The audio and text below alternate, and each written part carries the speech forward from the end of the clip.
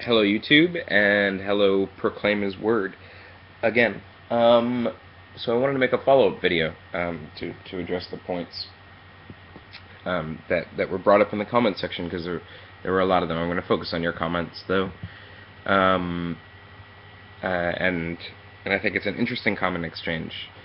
It begins after my video, and I cited James and I cited Matthew to talk about works.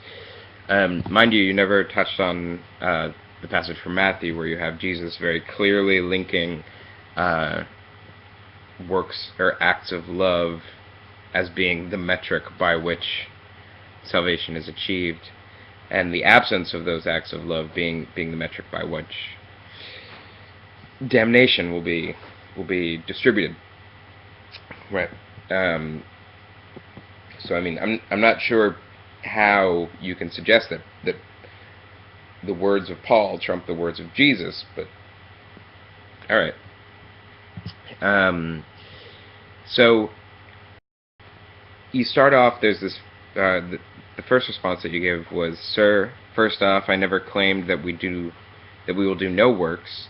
What I say is that those works do not justify us before God. The finished work of Christ does. The book of Romans speaks about our justification before God, while the book of James is speaking about our justification before men. Go read it yourself. Works will accompany those who are saved. Ephesians 2:10, chapter 2:10. But they do not save us.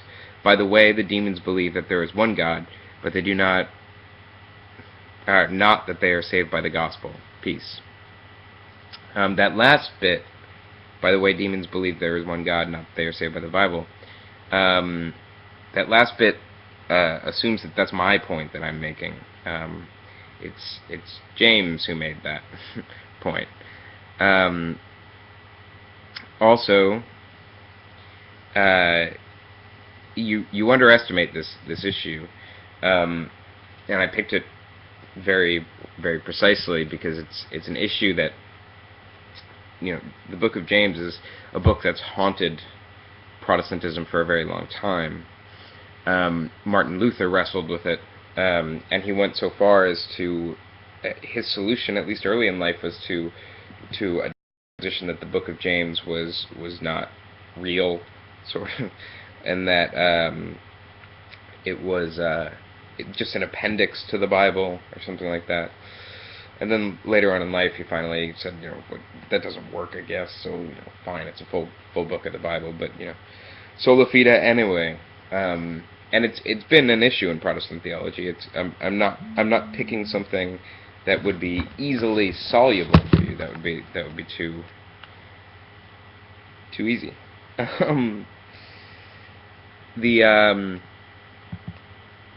But to that comment I replied, well, he begins the passage by saying, "Can such faith save them?" So he's clearly talking about salvation, and it seems like difficult hermeneutics to say that he's talking about justification before man. I'm also not arguing for works alone, but sola fide seems incompatible with biblical inerrancy, right? And I still stand by that. But then you do something interesting. You drop the point of James talking about justification before man, abandon it entirely, and then you give the following reading. And this is going to be the last comment that I read. So I apologize for the beginnings of the video. Sir, James begins chapter 2 by saying we should not be respecter of persons. Then he says in verse 8 that we should love our neighbor as ourselves, because that's the fulfillment of the royal law. In verse 14, James poses a rhetorical question, and it is the spurious boast of faith that he condemns. All talk and no action is worthless. Genuine faith is evidenced by works. In the rest of the chapter, he shows what the result of genuine faith will look like.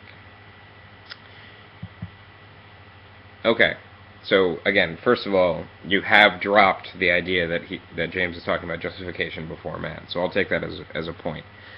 And then you give a reading of the book of James, and you split it up. I mean, the beginning of chapter 2 is more or less irrelevant, and verse 8 is more or less irrelevant. In verse 14, James poses a rhetorical question. That rhetorical question being, can such faith save them? That is, can faith alone save them? And I don't see how you can get around just the simple fact that his answer is no, right? And you sort of seem to concede this in a strange way. All talk and no action is worthless. Well, that's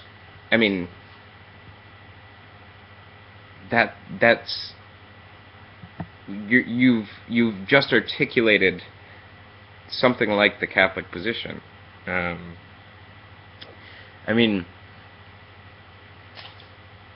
point is that there's a relationship between faith and works. It's not sola fide. It's not faith alone, right?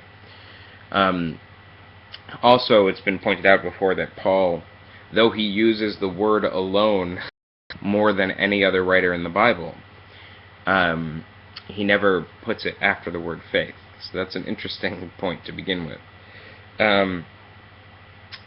But there is this contradiction between James and Paul. And this is something that's been mulled over for a long time in Christianity. This isn't a new thing that I'm pulling out of my hat. And there are a few different ways of resolving it. I think one way to resolve it would be to say something like if we take the parable of the sower, right? And the sower, throws a seed on the rocks and it doesn't grow, and et cetera, et cetera. The point there is that in order for grace to arrive, the ground has to be tilled, right? So there are a number of. This is the point of. Atheists have a tendency to misread Pascal's wager, right? The point of Pascal's wager is, okay, you can't believe, that's because you haven't tilled the ground. So you participate in part of a community and accept the Eucharist and go through the sacraments and do all this stuff so that you can till the ground so that grace may enter, right? Marguerite Porete talks about destroying the self that love may enter, right? This is an old trope that goes back through Christian theology, the notion of tilling so that salvation can enter. So you have the ground, and then you have the plant, and then I believe it's Paul who says you will know them by their fruits, right? Which are more works, right? So we have works that till the ground, and then grace arrives, and then the fruit blooms, revealing more works, and then the fruit then tills the ground again, and so it becomes this sort of cycle, right? I think that this is this is one common way to read the relationship of faith and works. There's this cyclical relationship. You need works in order to develop your faith, and out of faith emerges more works. And so you get this perpetual motion machine of religious life. And I think something like that would probably be something like the Catholic answer, right? That to the question of faith and works. So I have a few Catholic subscribers now, and please correct me if I'm wrong, if I'm getting that wrong. But that's something like what I was taught in Sunday school. So then, the other side of that is, that's one way to read the contradiction there. I think a much more interesting way to read the contradiction is just to point out that maybe Paul and James didn't agree with one another.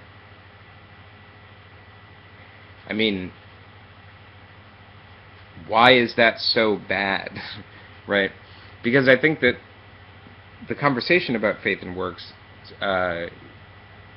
it really explodes with the Protestant Reformation, but it does go back further than that, and what the relationship is between them, talking about that goes back further, and it wouldn't surprise me if two members of the early church disagreed on this issue.